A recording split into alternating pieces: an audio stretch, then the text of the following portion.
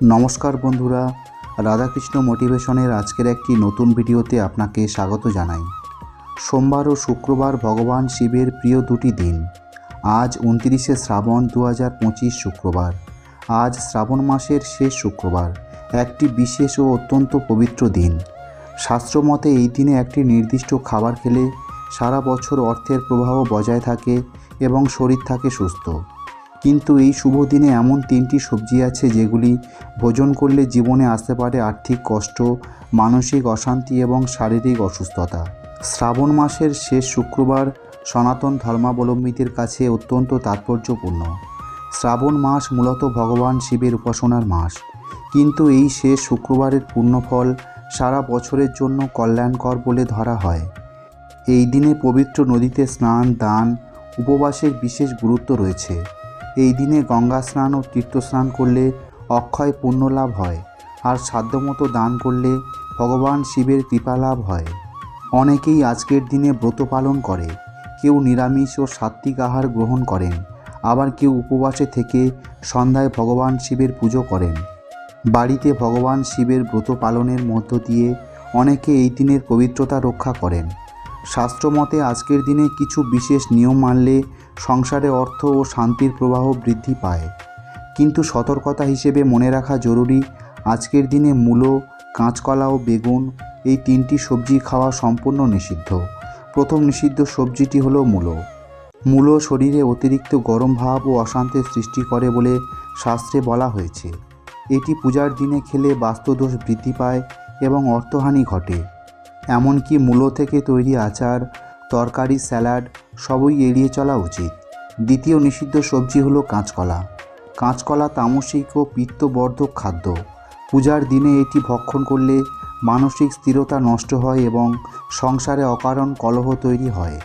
এই দিনে কাঁচকলার বড়া, তরকারি বা যে কোনো কাঁচকলা তৈরি করা খাবার সম্পূর্ণভাবে বর্জন করতে হবে। এই দিনে তৃতীয় নিষিদ্ধ সবজি হলো বেগুন।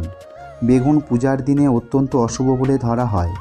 শাস্ত্রে উল্লেখ আছে, বেগুন খেলে ভক্তি ও মনোসংযোগে ব্যাঘাত ঘটে এবং রোগের প্রকোপ বৃদ্ধি পায়।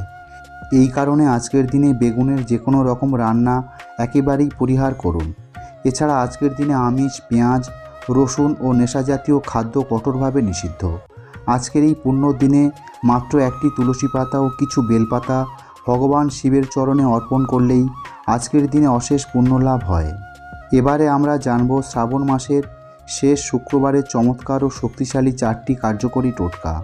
সকালে স্নান শেষে পরিষ্কার সাদা কাপড় পরে শিবলিঙ্গে 3টি তাজা বেলপাতা অর্পণ করুন। প্রতিটি পাতায় চন্দন দিয়ে ওং নমঃ শিবায় লিখে দিন। এরপর শিবলিঙ্গের চারপাশে 7 বার প্রদক্ষিণ করুন এবং গঙ্গা জল দিয়ে অভিষেক করুন। বিশ্বাস করা হয় এতে জীবনে অর্থের অভাব দূর হয় এবং সৌভাগ্য আসে। এই দিনে একটি লাল কাপড়ে 1 মুঠো কালো তিল বেঁধে রাখুন। শিবলিঙ্গে জল, দুধ, কালো তিল, মধু দিয়ে পঞ্চামৃত অভিষেক করুন। পরে সেই লাল কাপড়টি প্রবাহমান জলে বিসর্জন দিন। এতে শত্রু দৃষ্টি, নেতিবাচক প্রভাব ও অশুভ শক্তি দূরে থাকে।